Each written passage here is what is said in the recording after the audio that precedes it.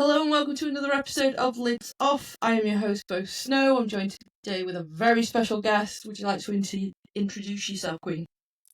Yes, I'm Katy Ormston, pronouns she, her, and I am a wide receiver for Cheshire Bears. And also international superstar and player. If we say so. Questionable. I say so. So we start off with how we usually do. How did football find you, Katy? Really easy answer to that is COVID. So spent a lot of time sat on my own in lockdown, lived by myself, sat by myself and needed a reason to leave the house. Wasn't very interested on going on a walk by myself while everyone else was having a nice walk with their family and their dog. So as soon as restrictions were lifted, I was like, how do I leave the house? How do I meet new people? How do I make new friends? And how do I make sure I'm actually doing some exercise?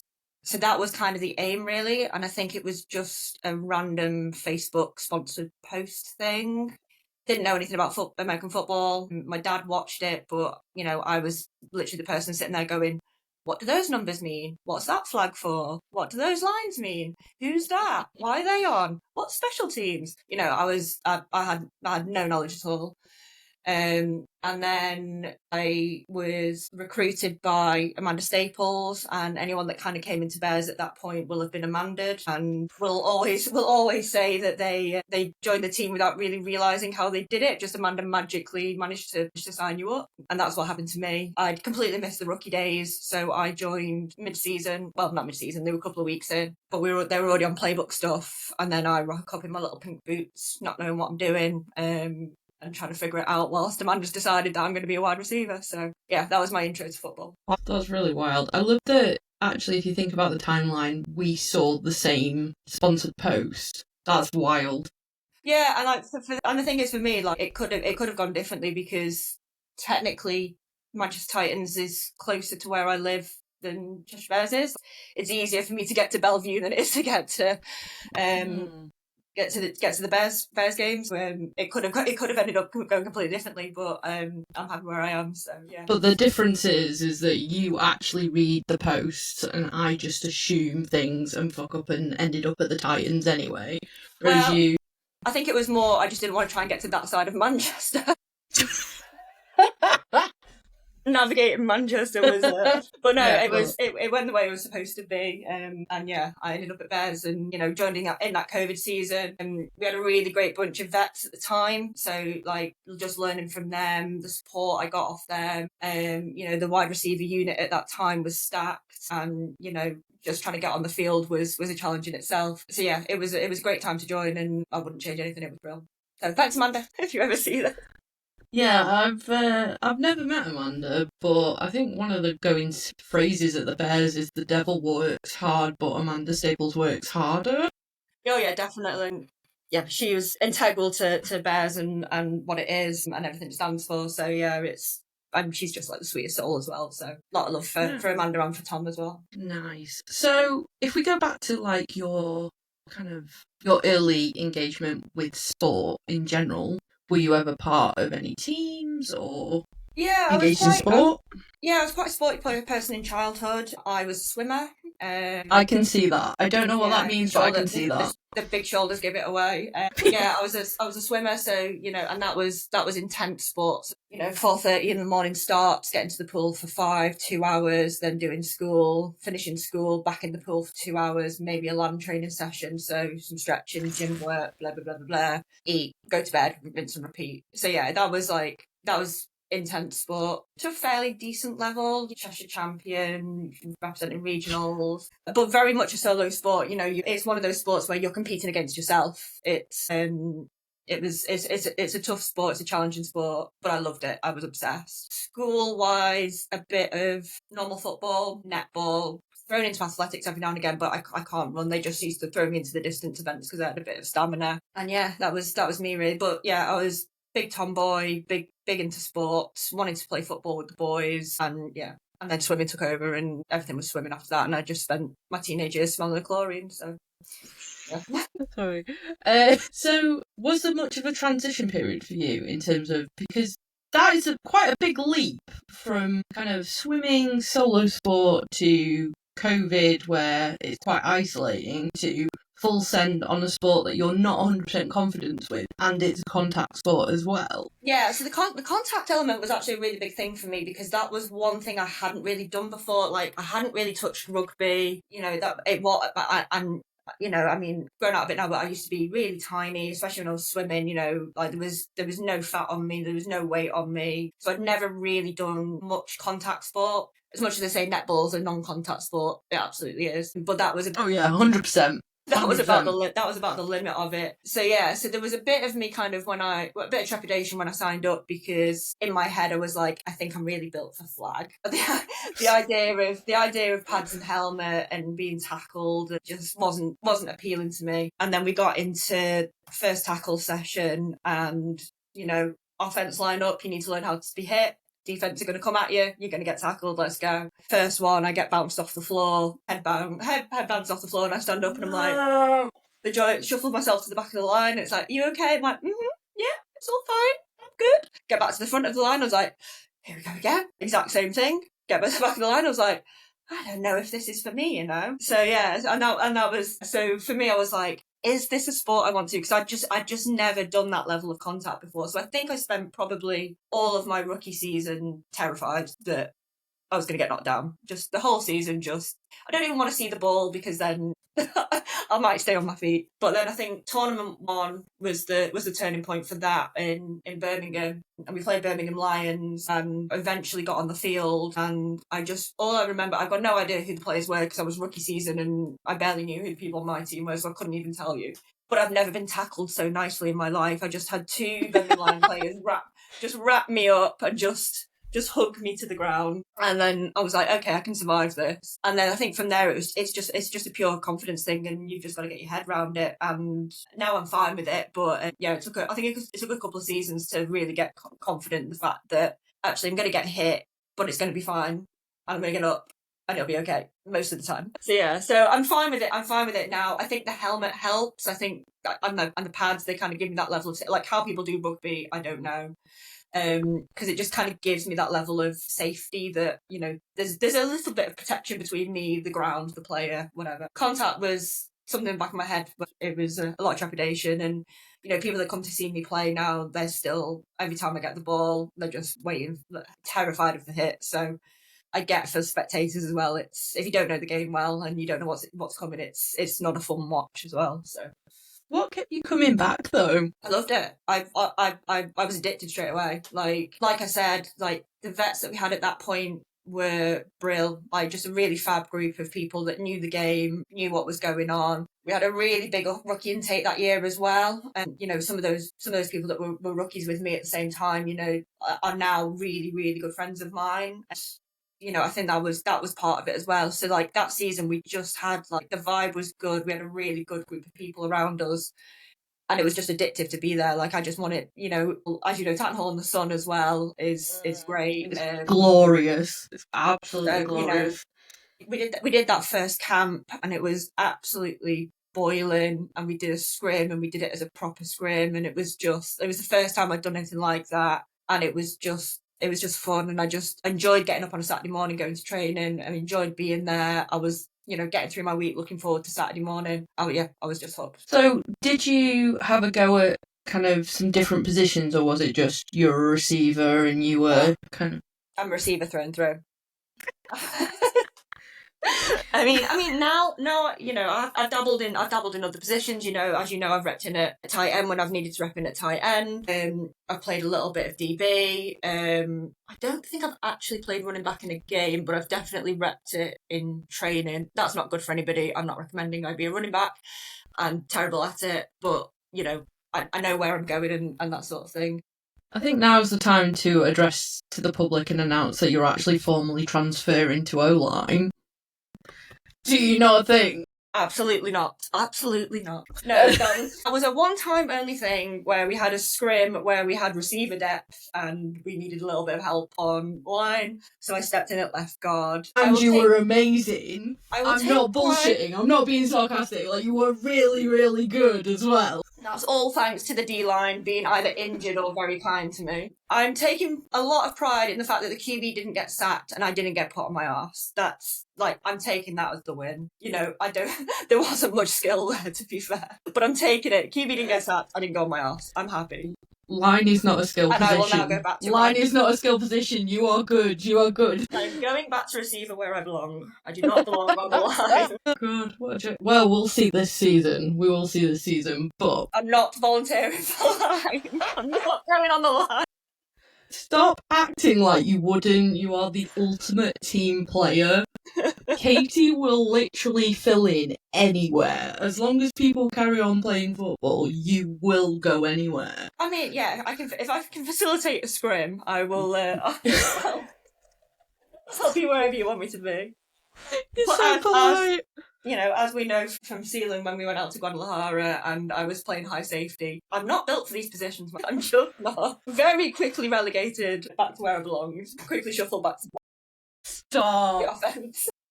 We will get into Sealand very shortly, but yeah. So, what is it about receiver that you love so much? Because it's the glory position, isn't it? And that's the bit that you love about it. When that QB gets a dime throw and the pass is on, like there's no better position to be than wide receiver when that's happening. You know, you get a deep ball in open space. And you feel like you've won the Super Bowl, even if you've only gone 5 yards. That's the fun part for me. And I think kind of why I mean we'll probably get onto it as well. But you know, I also played flag for Huskies this season, and part of playing flag is again that it's heavily pass game. So there's more for me to do. There's more that fits my skill set. There's more of those glory moments. And yeah, that's what I love about being a wide receiver. You get a good connection with the QB. You know, they get a good read on you. They know how fast you're running. You know, they know where you're going to be. They just put the ball up and trust that you're going to be there. And it's just jigsaw pieces fitting into place. Sometimes it doesn't work. Sometimes it's spectacular, and it's just, yeah, I just love it. How do you stay resilient, though,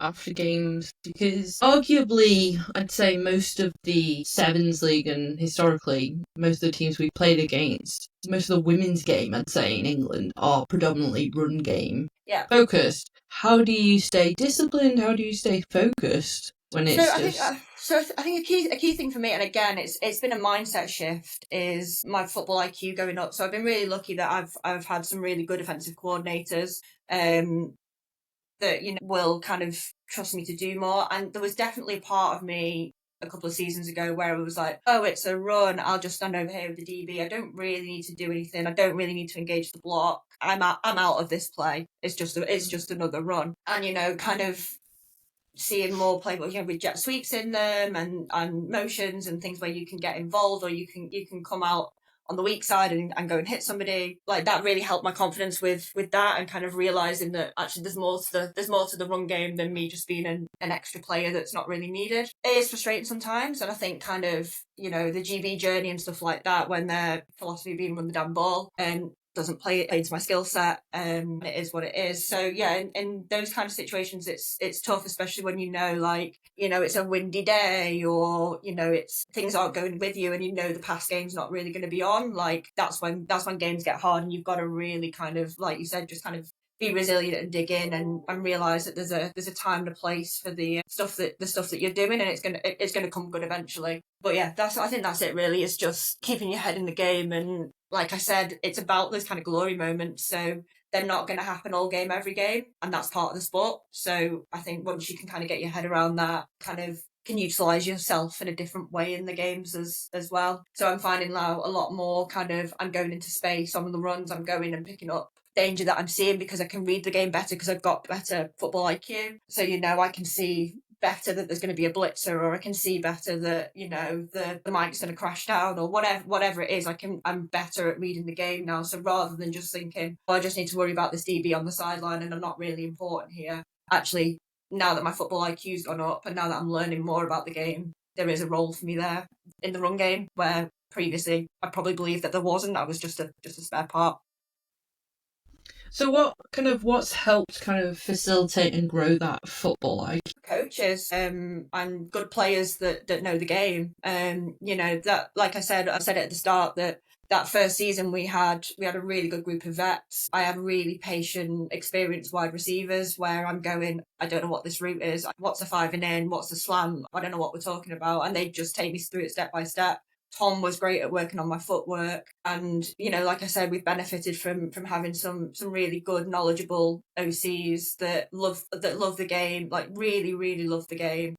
Have built really good sevens playbooks and that have been able to get us to finals and do things like that. So it's thanks to them really that my football IQ is where it is, because like I said, when I started, I didn't know a single. I mean, I still don't know the rules. Every now and again a flag will go up and I'm like, is that our flag? Is that whose flag's that? What's going on? What's the flag for? Yeah, I've been in games where refs are explaining rules to me because I don't know where I'm supposed to be. I'm getting a flag and I don't know why. So yeah, like just having people around you that are knowledgeable of the sport and just love it so much, like it's just by osmosis that you want to be better and you want to learn more. You get 10 points for getting osmosis into a podcast about football. Very well done there. I see what you did. I will take it off my list. So who would you say, I'm going to put you on the spot now, out of, the players that you played with or against, like who have been your biggest kind of influences in shaping the receiver you are today, / O-lineman? We'll stick with receiver.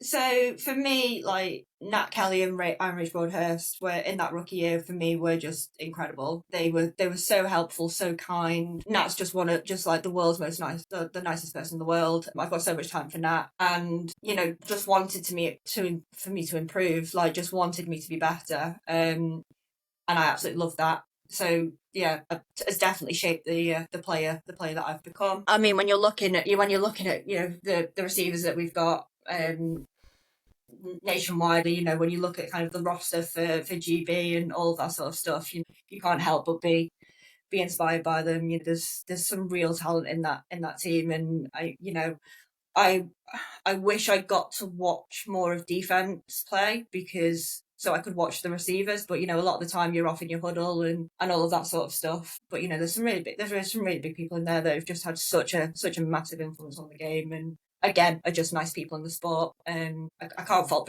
Brit Ball. It's so much fun when you just go around the country meeting new people. It's great. Oh yeah, completely agree. Talking about the wider community though, that's a good segue into Sealand. Because you are the reason that I'm in Sealand, so how did you discover? You are! Because I remember when you did the Bears Instagram takeover when you were in Bordeaux. Yes, and I was like, this sounds really fucking cool. So, how did you find out about Sealand? And so I think I was introduced to it by other people when it was starting to be formed. The kind of word started getting out. We had a training session in Milton Keynes that was the women's team and the nationals and the masters, so everybody in one place. And you just look around and there was like best part of 100 people there, and it was like, what is this? Like, this is mental. And it was just random people stood in a muddy field in Milton Keynes, and none of us knew each other, and we were just installing a playbook. And it was like, okay, this feels like good fun, and it feels like something special. And then one training session, and then it was straight out to Bordeaux. So that was it. So that was the introduction to Sealand. There wasn't one. It was just, are you in? Yeah, let's go. Are you dickhead? No, I'm not. Okay, get on the plane. Let's go. See you there. And it was, so we were playing nines in the game in Bordeaux, and it was just as Baffert announced the Nines League. So nobody there had played a Nines game. I mean, people had probably played at Elms, but I don't think anybody had played a Nines game. Domestic teams that had gone into nines would just start in training because it was in the February. So it was all brand new as well. No one really knew what they were doing. We installed special teams an hour before kickoff, and it was just carnage. But we'd had we got the people that had managed to get out there on the Friday. We had like a training session on the Friday night, and I think that was when things started clicking.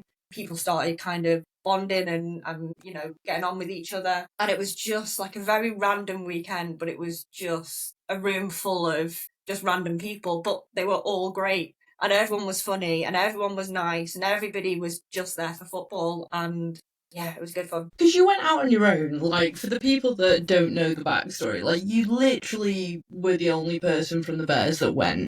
and you just threw yourself and went to France on your own to join a team in a format that you've never played before, with a playbook that you've not had a run through properly. Like, for so many people, that would be absolutely not. Have you always been like, yeah, fuck it? Or is it just, I really want to progress, and that's my driver for being part of Sealand? Like, what was it? Oh no, it was definitely fuck it mentality. 100%. And again, probably COVID's to blame. It was like, how can I get on a plane and leave the country? Like, what can I do to get out of here? But no, like, I've travelled a bit, I've lived abroad a bit, like, it that sort of thing, getting on a plane by myself doesn't really scare me. And like I said, like, I had some great people around me. I know Layla's been on here talking about Peterborough. We love you, Layla.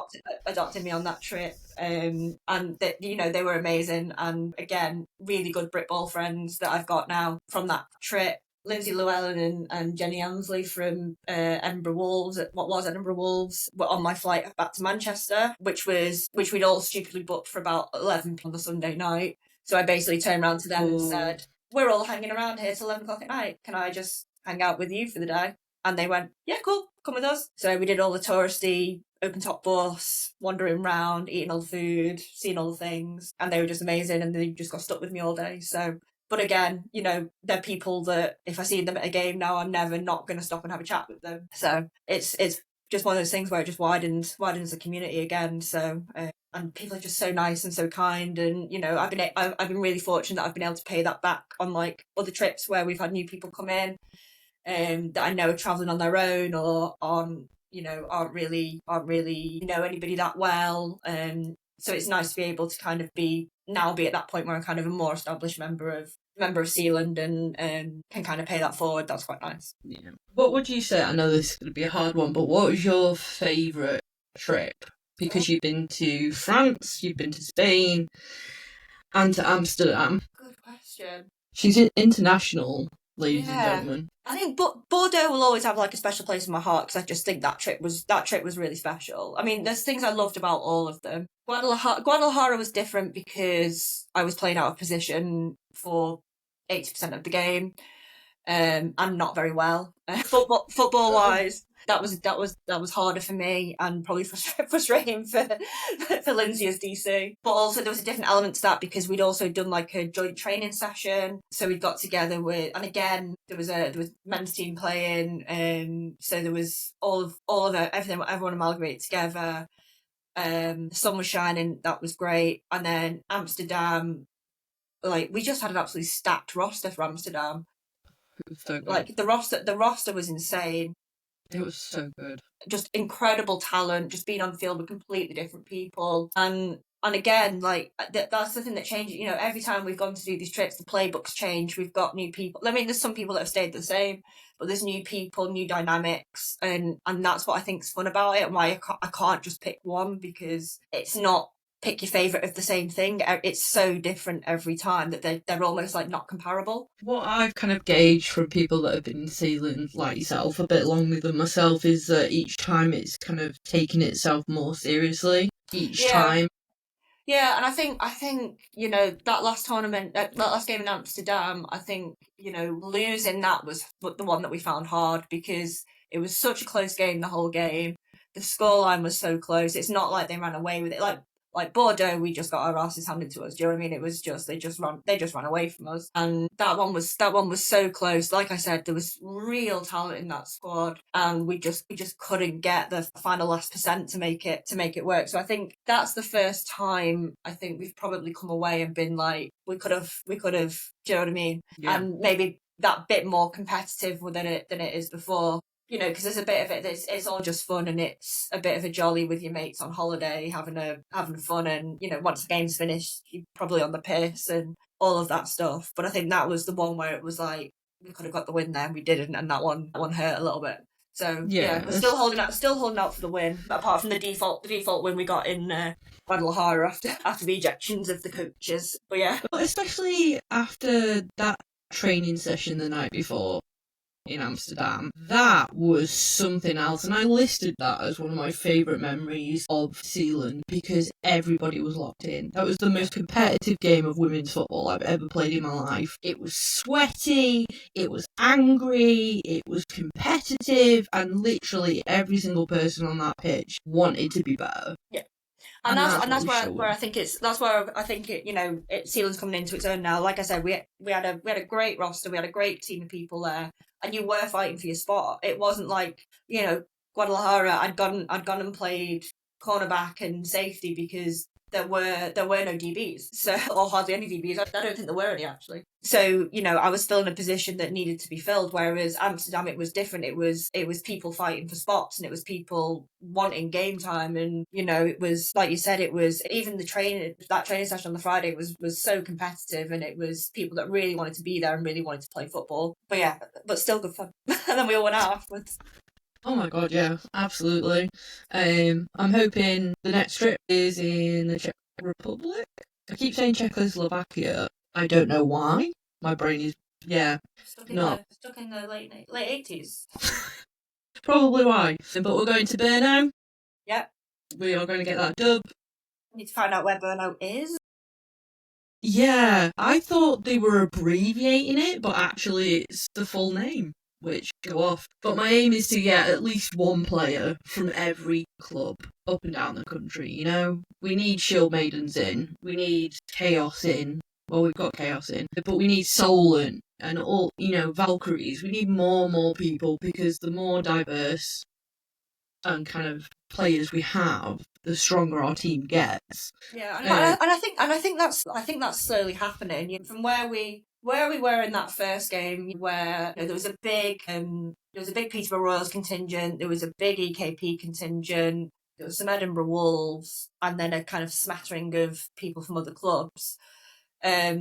You know, Amsterdam again felt different because, you know, we were getting more representation there. We were getting London teams, we were getting Teesside players, we were getting new teams in there that we hadn't really seen representing before. So it's definitely going in the right direction, and we're getting, the word's getting out, and we're getting more people in. It's just the exposure, I guess. You know, where have we got the links? How can we get people that want to be involved more involved?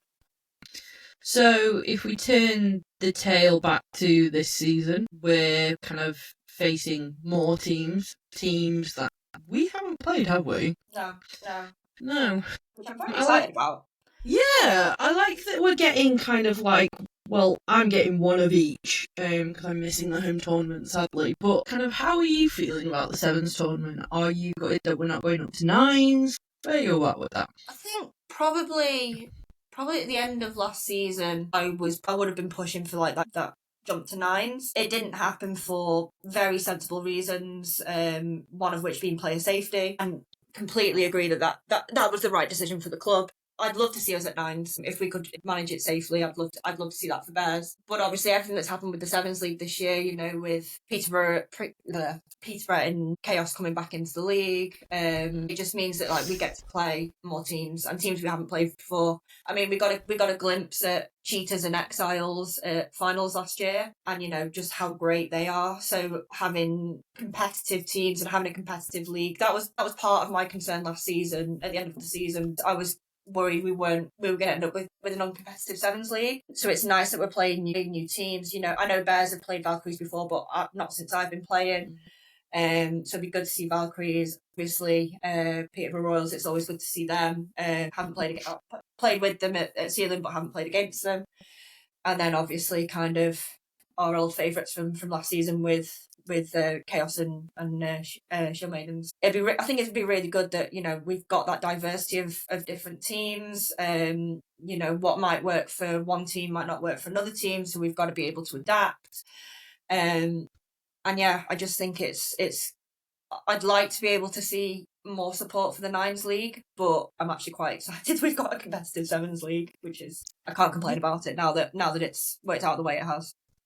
Yeah, like I completely agree. Like, I'm so excited, and I think it feels like every team is coming at it from a different angle, because for a lot of teams you're not playing them more than twice or more than once even. So how do you game plan for someone that you're never going to play against again? And also meeting new pals, all for that. But I'm excited to see kind of where Peterborough sit. I'm really excited to play Peterborough because they've played nines, they've not had a successful nines, so how do they adapt back to sevens? Because they had a really solid sevens record. So, like, how does that aggression and knowledge from nines translate into sevens? Like, I definitely think they need to be taken a lot more seriously. Oh, 100%. 100%. I don't think you can write Royals off because as well they've had 2 seasons at nines as well. Like the experience that they've got in doing that as well. That can't be ignored. But the reality is it's a completely different game. It might be that sevens really suits them. But I guess we'll find out. Yeah, thoughts and prayers for me on the line against Ilsa and the rest of their line. Ilsa, I love you. You fucking terrify me. My safe word is broccoli. Interesting safe word. Interesting. Yeah, you've got to adjust it. You've got to keep it spicy.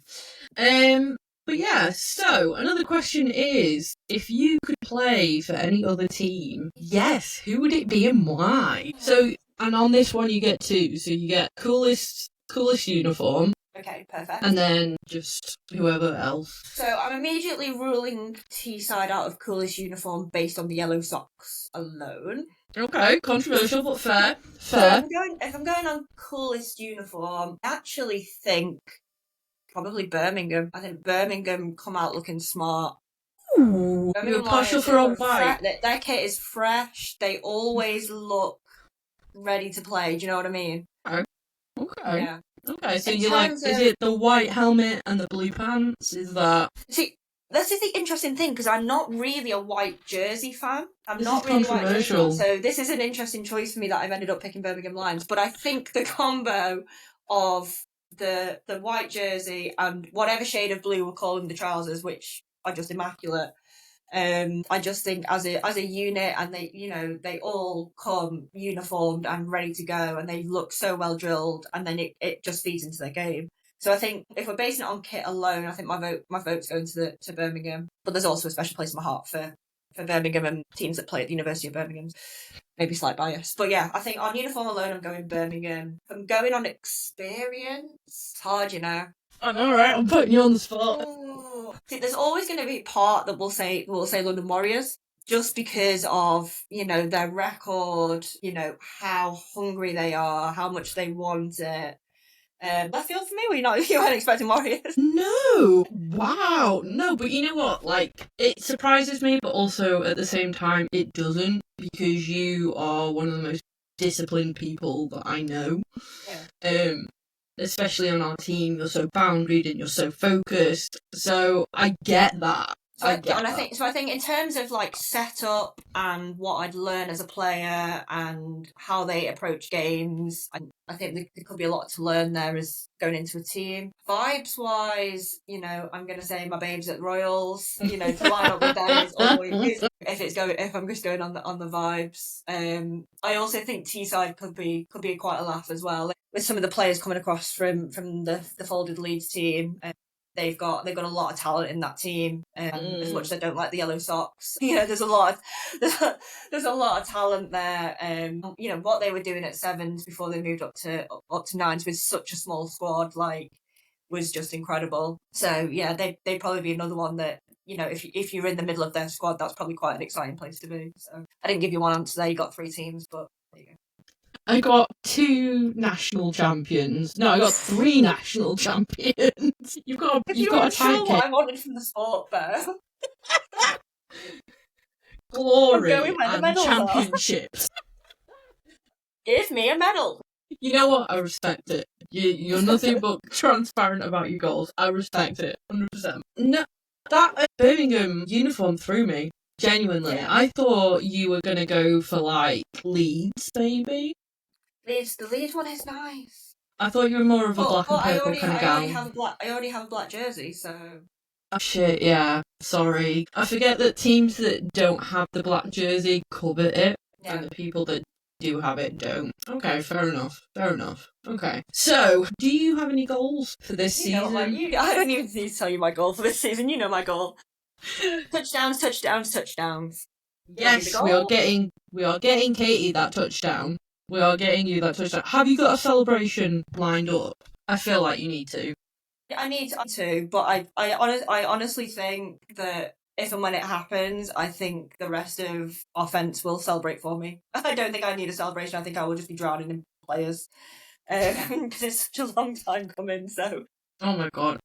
I personally will go feral. I know the whole team will. I don't think I'm going to need a celebration. You're not going to see me in the heap of offense. Amazing. So, have you got any kind of advice for rookies, or any advice for rookie you? Rookie me? Yeah. So start with rookie me. Stop being scared. Like, it's all going to be fine. Like, you're going to figure it out. It's going to be okay when you get knocked over. Linebackers aren't that scary, and at some point... That's lies.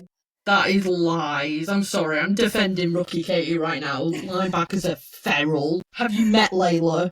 Like, absolutely not. That is terrifying. Yeah, I'm not even just thinking of our linebackers or Layla.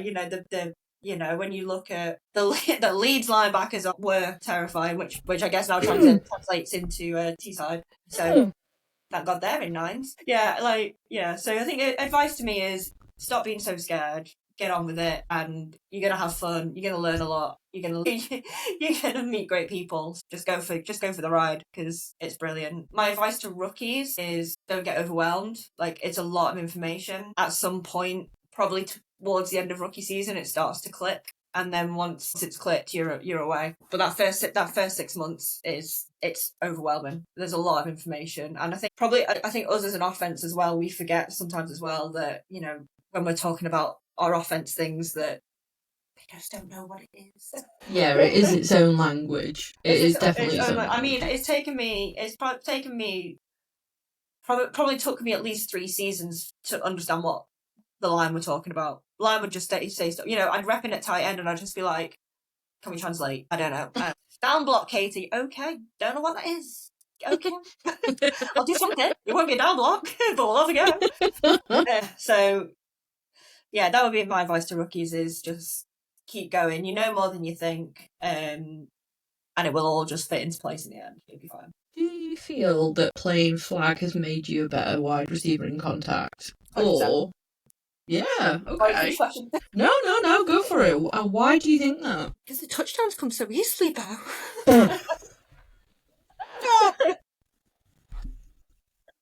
The stats tell me it's helping my game. Oh God! Stop. No, like I said before, it's the same thing I'm going to say that I already said, which is there's less of the run game. There's not no run game, but there's not as much of a lean on the run game. So it's just a more fun sport. I mean, worst injury I ever got was playing flag. Prior to joining Huskies, I went out to Dublin last year as an honorary Husky and played flag out there. Went up to catch a ball, got a nice big elbow into the nose, and then I was like, I just really miss my helmet. I like my nose on my face. Yeah, so it's a completely different game. It's so different. Mentally, it should be the same, but it's not. Like, it feels quicker. Like, the pitch, even though it's the same size pitch, the pitch feels completely different in flag. And yeah, you're just up against different players. You've not got an O-line pushing away the middle of that field. There's fewer players on the pitch. It's so different, and I've definitely learned a lot about it. And in terms of me improving as a wide receiver, yeah, absolutely. Because the thing that I hadn't realised about flag is how easy it is for you to draw an offensive penalty because you can't make contact with the defensive players. There's so many rules. Again, another sport where I just don't know the rules. But kind of the hard bit for me switching to flag was like that instinct that you have to switch from contact. So, for example, like once someone's caught the ball, you can't keep going downfield with them. You stop still. That's it. You're done. Your game over at that point. If you don't have the ball, you stop still. Whereas my brain was like, I need to go and block, and I need to go and get in the way. And shit, is that it? Yeah. I did not know that. I did not know that at all. Yeah, so if we were playing flag and you catch the ball, I can't block for you. You're on your own. It's you versus defense. That's it. That's wild. Yeah. So that was the first one I had to get my head around, was I can't interfere once the ball's not come to me. So like I said, all of this stuff that I've got into my head about the run game and how I'm going to get myself involved, that all goes out the window with flag. I'm not involved anymore. But also that instinct is, you catch the ball, you turn, you see a player coming, and you instantly want to drop a shoulder, and let's not do that. So yeah, so just a very different sport, but it means like you've got to be more agile. You've got to be quicker out of your routes. You've got to be, like I said, it's once you've got the ball, it's you versus defense. So it could be that actually you've got 2 or 3 defenders and no one to help you. How are you going to make a play on that? So the tactics are different. Everything about it's so different, but because it's kind of heavily on the pass game, it's just so much. It's just improving me as a player so much. Like, I can't thank Huskies enough for letting me get involved, and I get to play with Nat Kelly again, which is always a dream. So yeah. So do you think you will be sticking at flag then? I hope so. I'd like to say so. Yeah. I enjoyed it. I really enjoyed it. I mean, do I enjoy it being a winter sport? The Katy that was stood at JMO in the middle of a storm would say no. I was very much enjoying football being a summer sport, but here we are. It's wild that the sport with more clothes on is the summer sport. Yeah. I mean, flag very much looks like we should be playing that in the summer. Yeah, right? It's like shorts and a vest, little floppy flags. Just let me run around on a beach having a lovely time. Why am I in Scotland in the snow?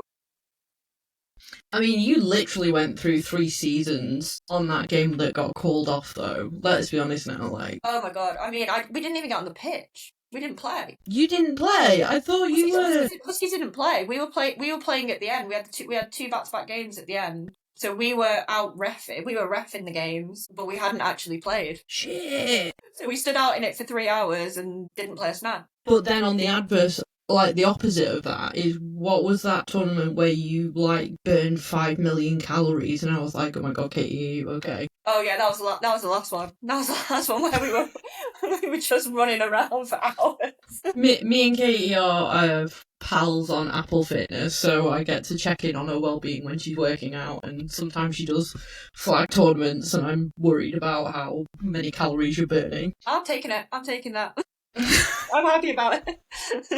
I mean, I can't feel my legs the next day, but we're all good. Well, if you're seeing it paying off, then would you recommend that every receiver and / DB, would you say that skill positions would benefit from flag?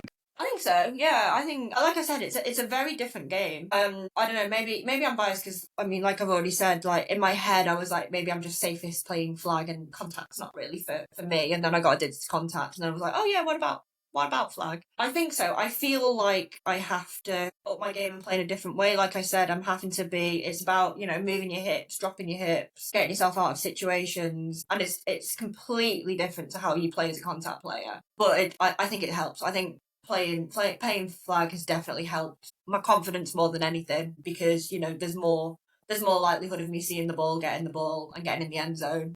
There's some contact games where if I've touched the ball once in a game, I've had a good day. It's just not one of those days where the ball, the setup it means the ball isn't coming to me, or you were relying on the run game, or what you were saying about resilience before. There are some games that you come away and you're like, did I touch the ball today? Did I catch anything? Did I do anything? Or did I contribute? And you can doubt that. Whereas flag, I think, is a bit more transparent, that everyone's got a role, and with there being fewer players on the pitch as well, there's more chance and a higher probability that you'll see the balls. Yeah, I think it's good. It's a good experience for receivers and for DBs, cornerbacks as well. And I've done a bit of defense doing flag as well. And again, completely different game, because you're not actually tackling, you're going for a flag, so it's a completely different momentum. But it's good for like just learning the game and figuring out kind of what player you are, and just adjusting to different things that are going on as well. Again, like me not really knowing the game, learning more about cover two on defense. I don't know defensive plays, so going on to a defense that's like a more simplified defense, like helps my understanding. So yeah, I think I'd recommend it. So, final question: what have you learned from football that you have been able to apply to your normal life? Like, I've got so much to thank football for. Like, I really, really do. Like, it's massively improved my mental health. Like I said, one of the main reasons I joined was to meet new people. Like, some of my best friends have come out of football. There's people that I'm really, really close to that 5 years ago I didn't even know existed. That goes wider than Bears as well. There's so many good people in Britball, and so much talent there. I think it's just what has it taught me? It's taught me patience. You're not always going to be wide receiver number one. You're not always going to be catching the ball. You're not always going to be in the end zone. And you've got to play the game. Like, a lot of people ask me what American football's like. They just assume it's like rugby, and it's not. It's so much more strategic than that. So yeah, just learning new skills, not being the best at it, having people tell you stuff and learning from people. Like, I love that more than anything. And also, like, it gives me a break in the rest of my life. Like, I have quite a hectic, as you know, life outside of football. So it's quite nice to kind of have football where, for a couple of hours it just quietens my brain and I can just focus on that. Even if that's just 2 hours on a Saturday and I don't really think about football any other time, my whole focus is on that. And, I absolutely love the sport, even though I still don't know all the rules. If I get a flag, I still probably don't know what it's for. With that, have you got any final sentiments for your adoring fans? There are quite a few on the live sharing their adoration for you and love.